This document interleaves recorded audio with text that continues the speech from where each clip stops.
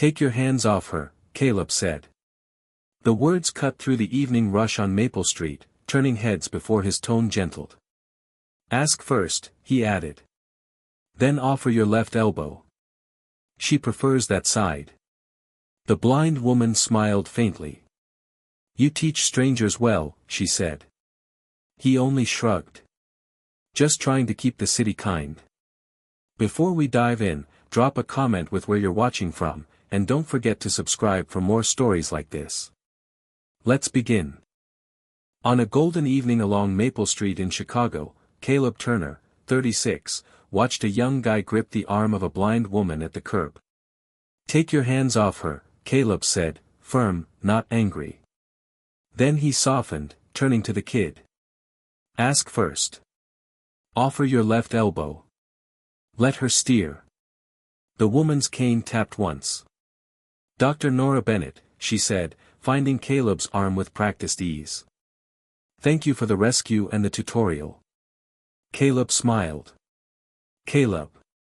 Single dad. Believer in the sacred pause, listen, then act. They crossed with the chirp of the signal and the sigh of buses. 10 minutes later they were sharing a cinnamon roll at the corner cafe. Nora's wit met Caleb's gentle humor. He spoke about his daughter Lucy and the bookstore owner who saved his sanity during hard nights. Nora spoke sparely, about maps you feel, and cities you hear. At the door, she said, leave your number with June at the bookstore. Safer for me. Done, he said. They parted under honeyed light, two strangers who felt less strange. Caleb walked home lighter, certain the moment would dissolve by morning.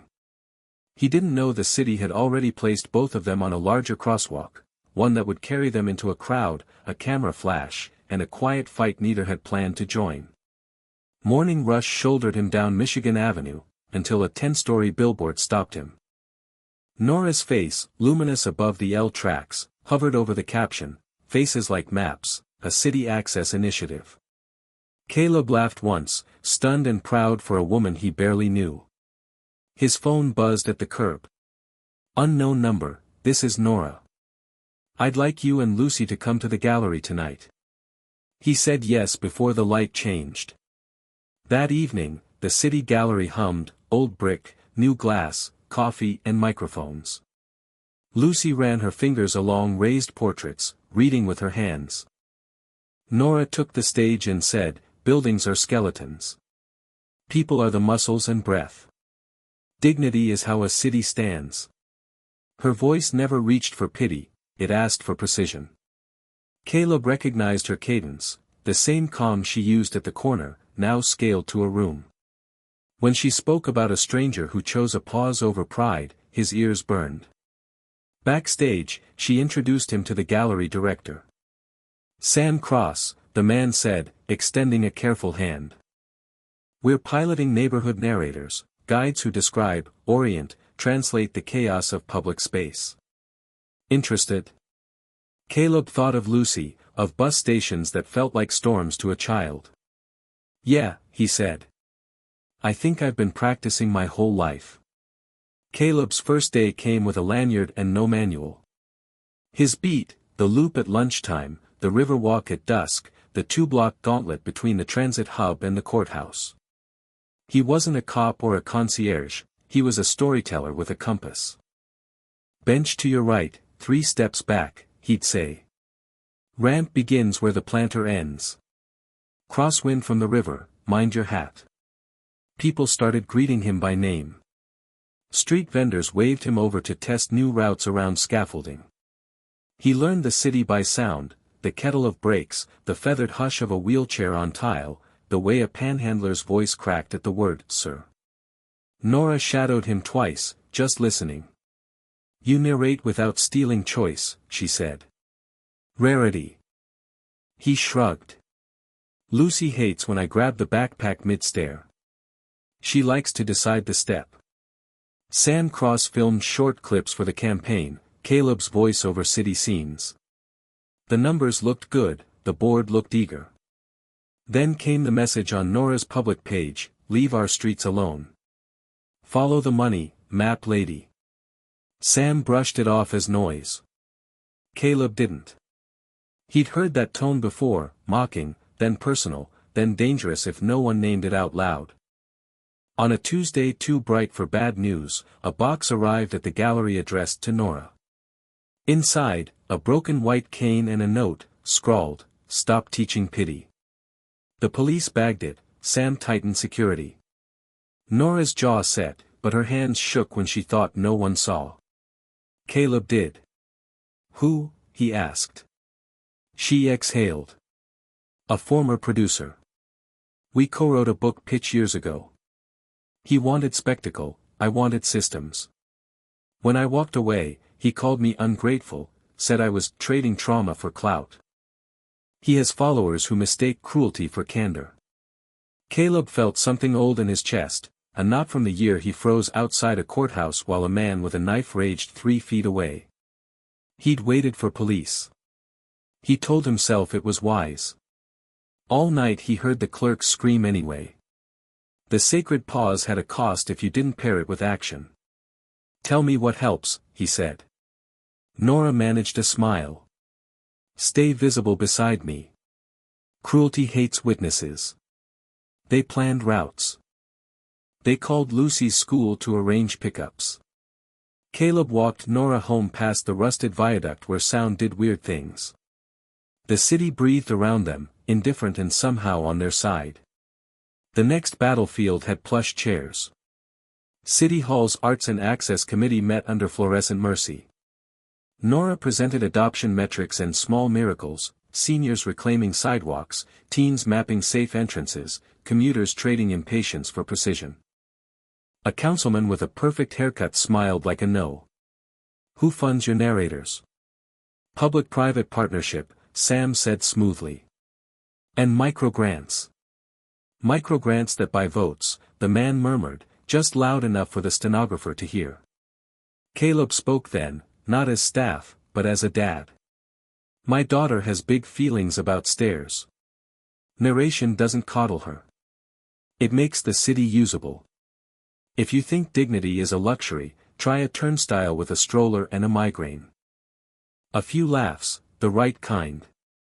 Outside the chamber, 2 men in hoodies flanked the exit, phones up, live streaming.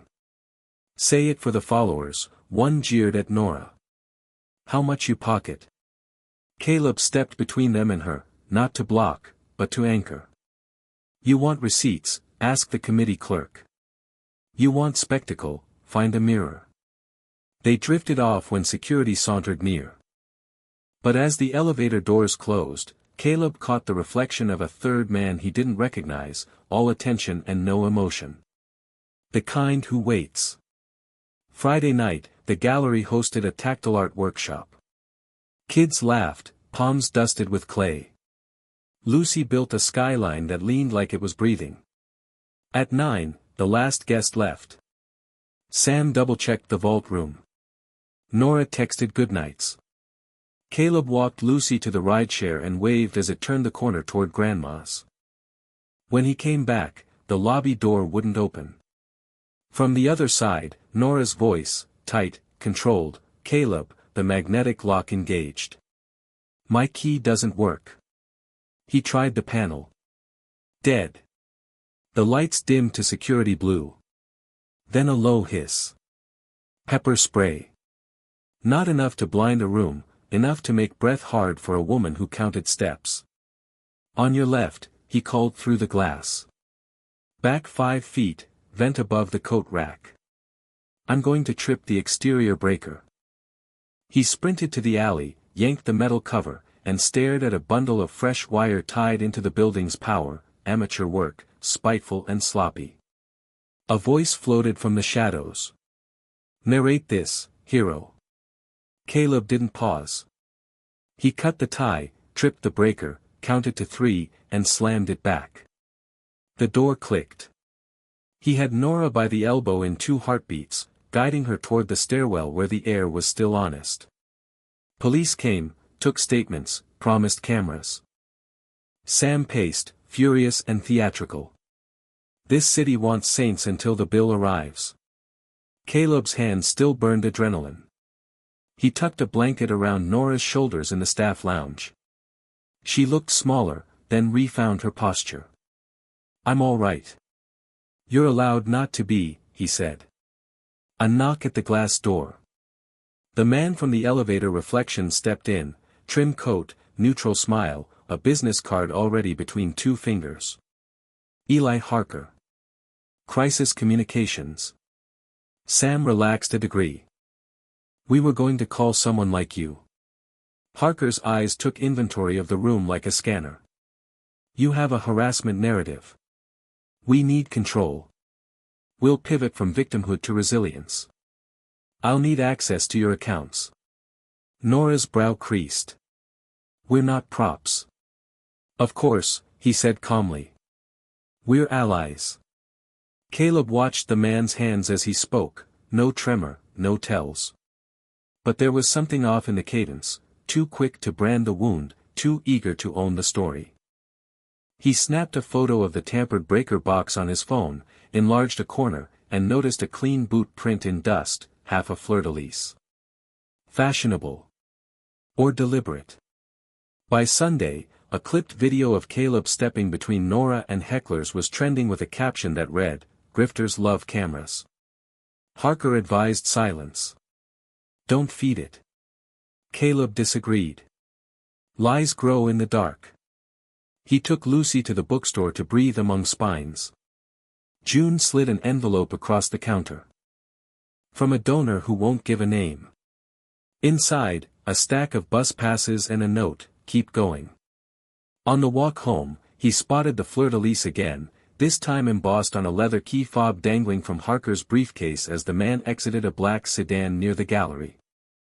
A small detail, maybe nothing, until Caleb remembered the exact same symbol on the cable tie he'd cut, stamped faintly, a boutique hardware brand from a River North store that sold designer, industrial.